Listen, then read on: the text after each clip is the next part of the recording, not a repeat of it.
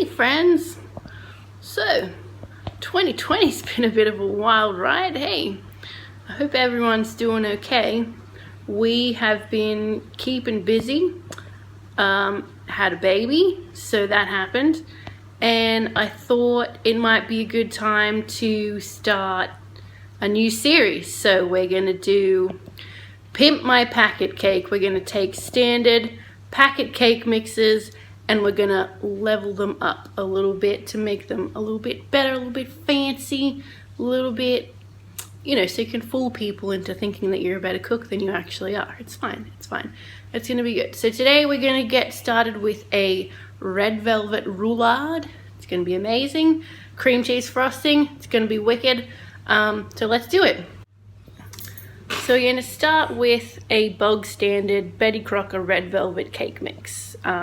This one comes with cream cheese frosting, which is excellent, and it's got all the instructions on the back for how to make the cake.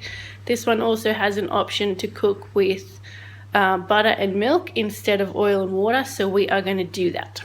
So we're going to open up our cake mix with extreme difficulty, I guess, and take out the contents. So we've got our red cake mix, which, let's be real, red flour is kind of off-putting. And we've also got our cream cheese frosting. That's not going to be enough, so we'll set that aside and come back to that later.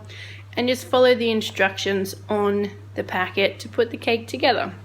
So in a large mixing bowl, we're going to put our cake mix in, and then we're going to take our eggs and add those in, like so.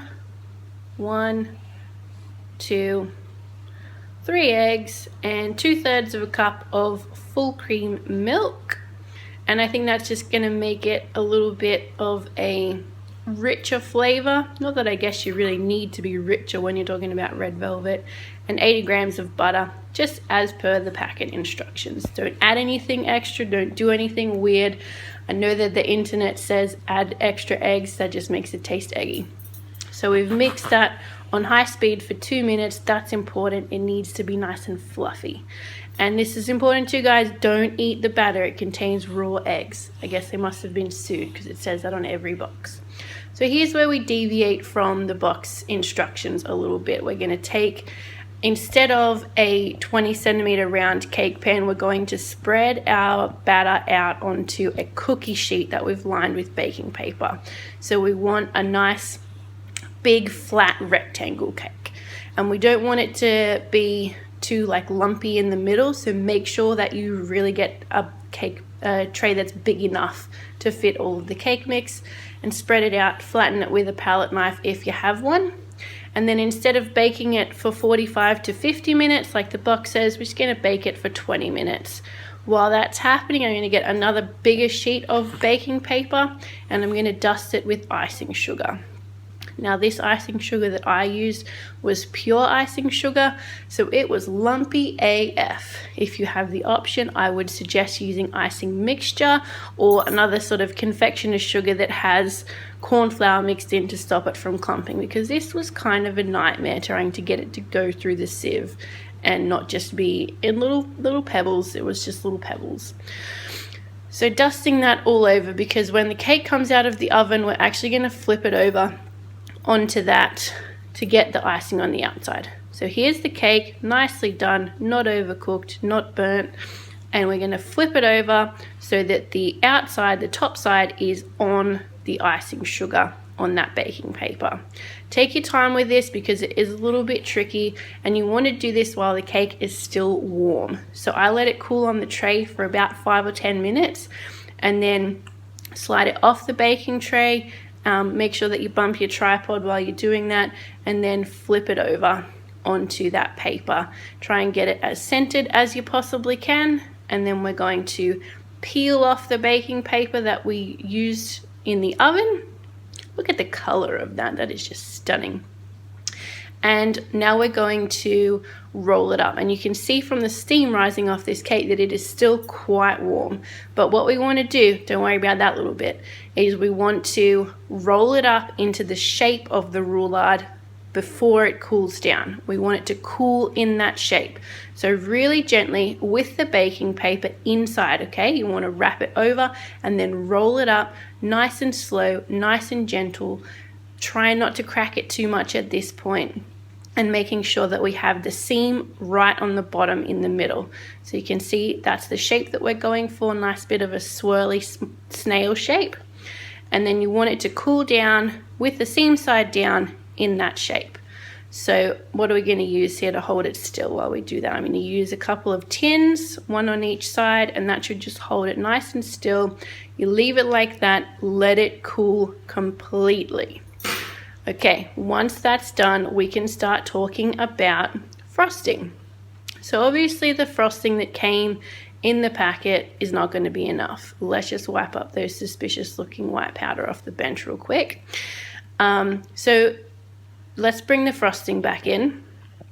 This cheese cream style frosting, it's a tiny packet. It's not going to be enough to do what we want to do. So set that aside. Leave that for later. In a nice reflective glass bowl here, we're going to add in 250 grams of cream cheese. Okay, you want just regular old cream cheese. This one has been sitting out at room temperature so that it's nice and soft. And to that, well, first we're going to beat that up just on low speed with the electric beaters, just so that it's nice and soft, to make it a lot easier to incorporate 2 cups of icing sugar. It's the same icing sugar, the same lumpy icing sugar that we used before. But it's fine because they're going to be beating the Jesus out of it with the electric mixers, and so it'll be fine. Add in some vanilla as well for flavor if you want. If you don't, that's fine too. And then we're just going to mix that until it is nice, smooth, glossy frosting. And this might take a while. It took me a good like 5 to 10 minutes of beating to get it to that consistency. You can lick those beaters because they don't have raw egg in them, so that's fine. All right, we're going to bring our cake back in, and now we're going to unroll them. Now go slow, be gentle. It will crack. That's okay, because we're just going to put the frosting in and roll it right back up. And Mary Berry tells me that the cracks are all part of his charm anyway, so it's fine. So unroll your cake, admiring the beautiful rich red color of that beautiful red velvet cake, and then making sure that it's still nice and close together. If it's cracked, it hasn't pulled apart too much. We're going to add in our cream cheese frosting, and we're just going to spread that all out all over the cake. Don't go all the way to the edges because it will squidge out the sides when you roll it up, but go pretty close to the edges. Otherwise, you know, those end bits might be dry, and that's not what you want. So then we're going to roll it back up, and this time we don't want the paper inside because we don't want to eat paper. Guys, don't eat paper. So peeling off the paper as you go and using that baking paper to support the cake, kind of like how you would do sushi at this point. You want to roll it all the way back up, peel, peel, peel, roll, roll, roll, etc. Now I didn't go all the way onto the seam at this point. Okay, you want to kind of have it just off to the side of the seam, because then we're going to bring in our tray, our serving plate. This one says food, and we're going to slide the cake very carefully onto that serving platter. Just lift it so gently. It's a little bit fragile, but that's okay. And then we can roll it over onto the top of the seam and slide the baking paper out. As you can see, this is a little bit tricky, but that's okay. So once you've slid the baking paper out, go ahead and put that in the fridge, let it set up until you're ready to serve it. Once it comes out of the fridge, we're going to bring back in that packet of frosting, and we're going to cut way too much of the corner off. Guys, cut less of the corner off than I did. Then you can get nice skinny lines. We're just going to draw some nice diagonal lines with the frosting over the cake, just to add a little bit more of a decorative element to it and make it look a little bit more finished. But like I said, if you cut less of the corner off than I did, you would have thinner lines and it would be beautiful.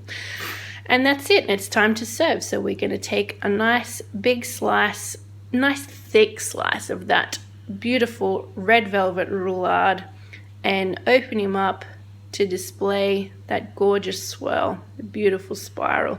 And look at the intense color of that red velvet roulade. It's amazing. So here it is. That's the end. And that's my story. Did you enjoy it?